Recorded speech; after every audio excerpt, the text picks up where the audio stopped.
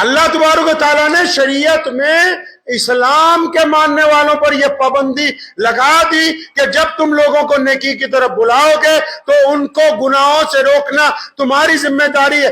آج اگر کوئی باپ اپنے بیٹے کو اس لیے گناہ سے نہیں روکتا کہ میرا بیٹا مجھ سے ناراض ہو جائے گا تو باپ زیادہ گنہگار ہے۔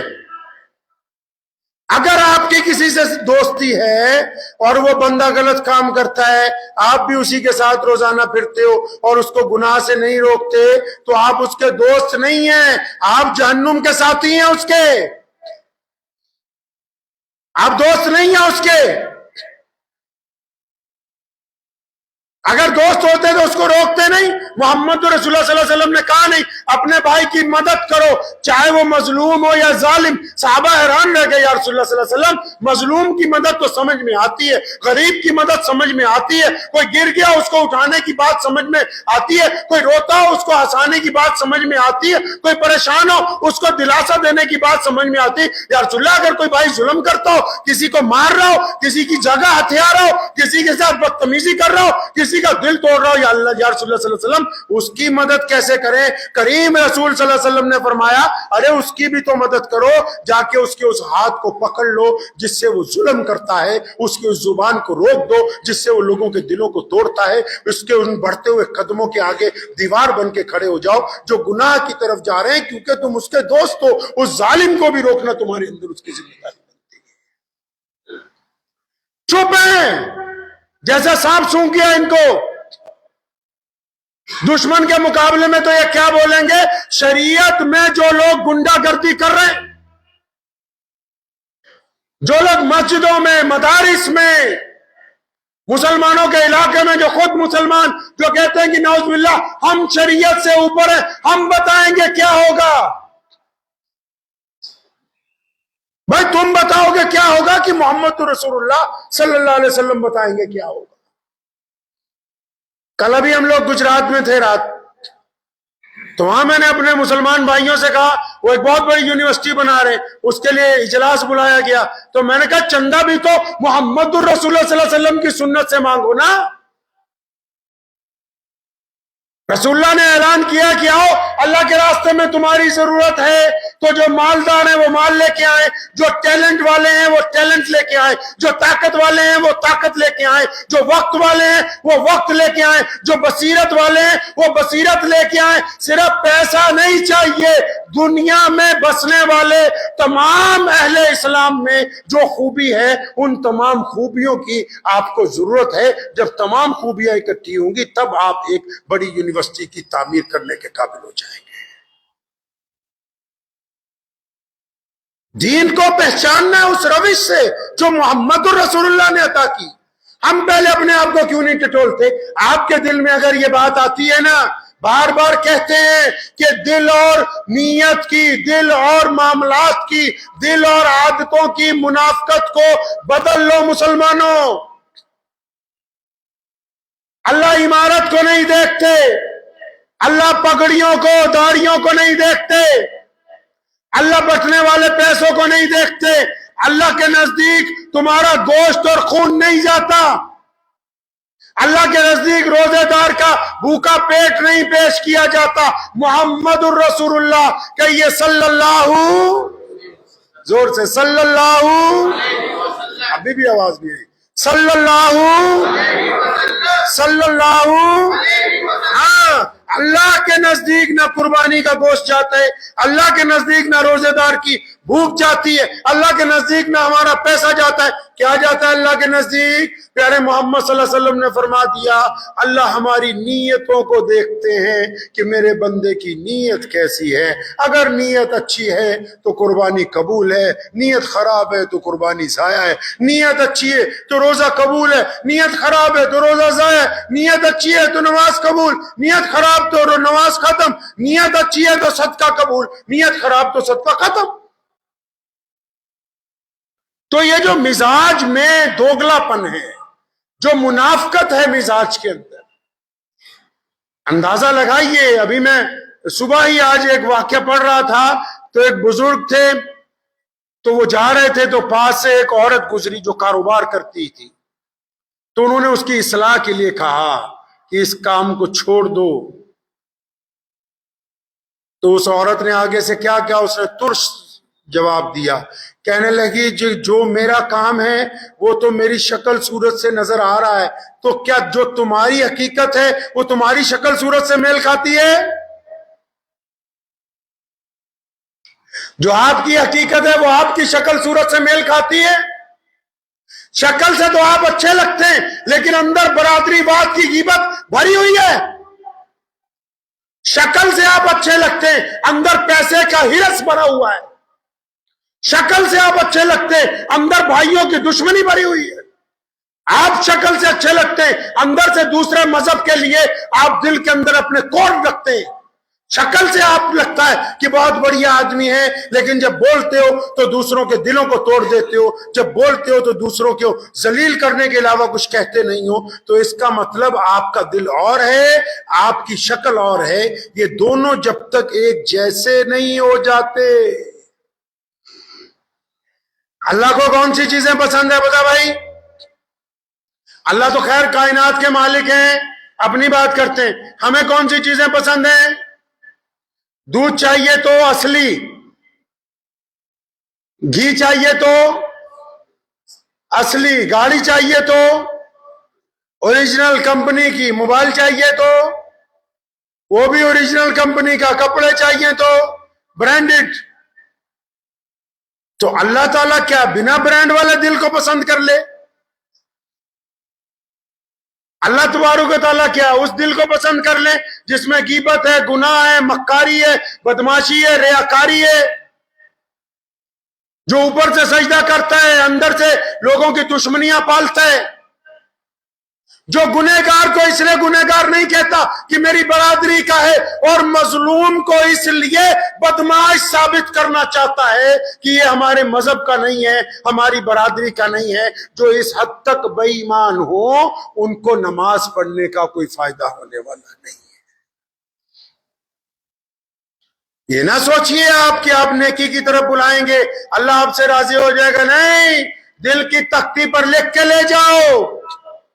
اگر آپ اپنوں کو گناہوں سے نہیں ٹوکتے، اگر آپ ہمت رکھنے کے باوجود گناہ کے سامنے دیوار بن کر نہیں کھڑے ہوتے، اگر آپ روتے ہوئے کے آنسو نہیں پہنچتے، اگر آپ ظالم کے پنجے میں پنجہ نہیں پھنساتے کہ رک جا میں موجود ہوں یہاں، محمد الرسول اللہ صلی اللہ علیہ وسلم کا غلام ہوں، تو پھر یہ ضمیر مردہ ہے.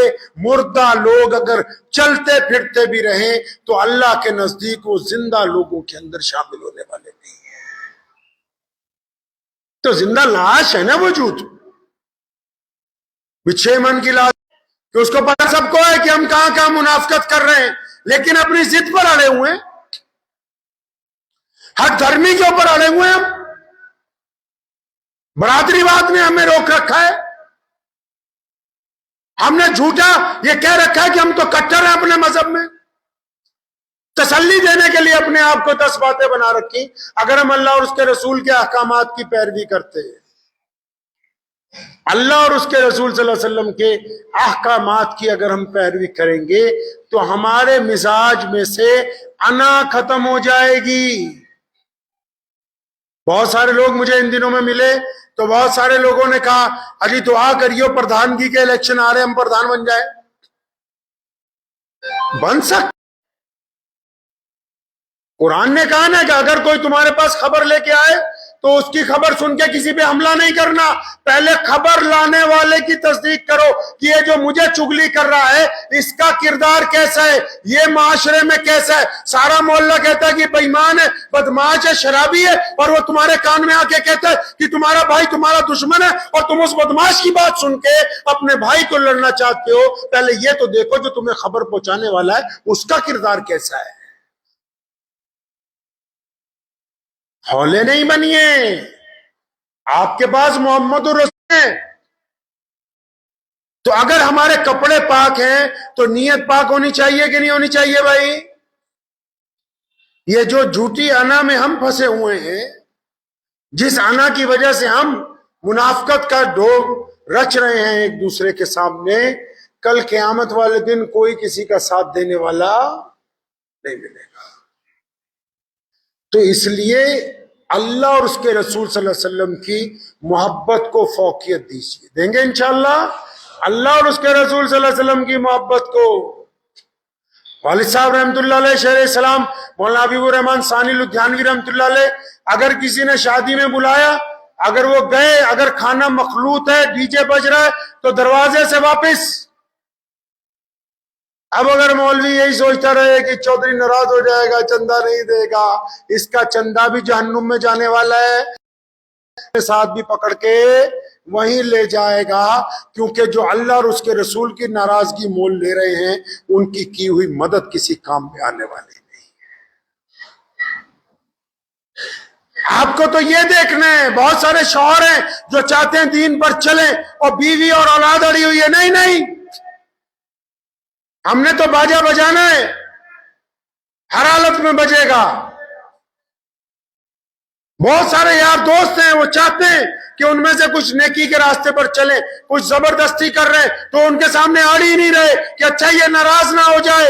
ارے بھائی، یہ ناراض اگر ہوگا 10 دن بعد تم منا لو گے. اللہ اور اس کے رسول صلی اللہ علیہ وسلم کی ناراضگی اگر مول لے لی تو قیامت والے دن کوئی آپ کا سہارا دینے والا نہیں موجود ہوگا.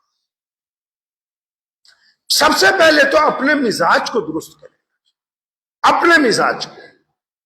ہمیں جو ہے سب سے زیادہ نقصان پچھلے 75 سال میں وہ اس دین نے پہنچایا جو نعوذ باللہ حضور صلی اللہ علیہ وسلم کی جگہ ہم نے خود اپنی مسجدوں میں ڈیولپ کیا ہے. ہم نے خود طے کیا یہ پنکھا کتنی دیر چلے گا، ہم نے طے کیا کہ اے سی کتنی دیر چلے گا، ہم نے طے کیا کتنے بجے تالا لگائیں گے، ہم نے طے کیا کتنے بجے کھولیں گے، ہم نے طے کیا کہ نماز کس طرح ہوگی. لیکن تمام کاموں میں کبھی پیارے محمد علیہ السلام کو نہیں دیکھا کہ نبی علیہ السلام کی مسجد میں کیا ہوتا تھا، رسول اللہ صلی اللہ علیہ وسلم کیا کرتے تھے. وہ کنسیپٹ ہی نہیں، اس طرف سوچتے نہیں، جا ہی نہیں رہے اس طرف. بھائی نبی علیہ السلام کا دین ہے نا، مالک کون ہے دین کا؟ حضور صلی اللہ علیہ وسلم اس کے مالک ہے نا. تو مالکوں کے مطابق کام چلے گا کہ نوکروں کے مطابق چلے گا؟ نوکر کا تو کام ہے صرف مالک کی حکم کو پورا کرے. تو نوکر مالک بننے کی کوشش نہ کرے کبھی، اس کو چاہیے مالکوں کے مطابق، مالک کا گھر ہے مالک کے مطابق چلاؤ، مالک نے یہ جسم دیا ہے مالک کے مطابق چلاؤ. یہ جو نعرہ لگا نا میرا جسم میری مرضی، تمہارا جسم نہیں ہے، یہ جسم اللہ کا ہے، اللہ نے امانت دی ہے. تبھی تو قیامت والے دن تمہاری زبان پر ٹیپ لگائیں گے اور پھر یہ ہاتھ اور یہ پیر، یہ آنکھیں، یہ کان بول کے بتائیں گے کہ میرے اللہ، یہ جس کو تم نے مجھے دیا تھا، جس کے اندر میری روح بنا کے ڈالی تھی، یہ میرا استعمال کیسے کرتا رہا. پھر وہ جسم کے الگ الگ حصے جو ہیں اس کو بتایا کریں گے. تو اس لیے اپنے دل کے اندر سے منافقت ختم کرنی ہے، خود تلاشنا ہے. یہ چھوڑ دیجئے یہ جو ہم نے اپنے آپ کو بزرگ سمجھتے ہیں جی ہم بہت اللہ والے ہیں. دین کے آئینے میں کھڑے ہو کے جب کبھی دیکھیں گے تب پتہ لگے گا کہ اللہ والے ہیں یا نہیں ہیں. اگر کسی کی زبان سے کسی کو تکلیف پہنچتی ہے وہ اللہ والا نہیں ہے. ہاں وہ کسی ظالم کے سامنے ڈٹ کے کھڑا ہے وہ اللہ والا ہے. غریب کو دیکھ کے جو منہ بناتا ہے وہ اللہ والا نہیں ہے.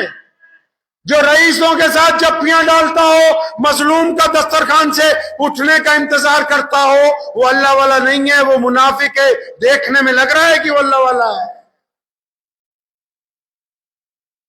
اپنے مزاج کو درست کریں، یہ مزاج آپ کو عزت اور ذلت کی طرف لے کے جائے گا. کیونکہ اللہ آپ کے مزاج کو دیکھ رہے ہیں. بار بار ہم دعا کر رہے ہیں یا اللہ یا اللہ یا اللہ ہماری سن لے، ہم مر گئے، برباد ہو گئے، یہ ہو گیا. اللہ تعالیٰ سن ہی نہیں رہا. کیوں؟ کیونکہ جو ہمارا معاشرے میں وتیرہ ہے لوگوں کے ساتھ، اس میں ہم غریب کے لیے ہمدردی نہیں رکھتے ہیں. پھر جو آپ غریب کے لیے چاہتے ہیں اللہ وہی آپ کے لیے چاہتا ہے. آپ اپنے ملازم کو آپ اپنے ماتحت کو، آپ اپنے پڑوسی کو طاقت کے باوجود قطرہ قطرہ دینا چاہتے ہیں تو پیچھے سے بھی قطرہ قطرہ ہی موصول ہوگا۔ آپ دل کھول کے بانٹنا چاہتے ہیں تو اللہ کی طرف سے بھی اسی انداز سے آپ کے پاس مدد آئے گی۔ یہ اب آپ نے طے کرنا ہے کہ آپ عزت بانٹنے والے ہیں یا ذلت بانٹنے والے۔ عزت بانٹو گے عزت ملے گی، محبت بانٹو گے محبت ملے گی، نفرت بانٹو گے نفرت ملے گی۔ محمد رسول اللہ صلی اللہ علیہ وسلم نے یہ باتیں طے کر دی ہیں، انہوں نے کہہ دیا ہے کہ اللہ دلوں کے حال کو جانتا ہے، اللہ کو منافقت پسند نہیں ہے، تو ہم آپس میں تو ایک دوسرے کو دھوکہ دے سکتے ہیں لیکن اللہ کو کوئی بندہ دھوکہ نہیں دے سکتا۔ تو دعا کریں کہ اللہ مجھے بھی اور آپ سب کو اپنا اپنا دل پاک کرنے کی توفیق عطا فرمائے۔ وآخر دعوانا ان الحمدللہ رب العالمین۔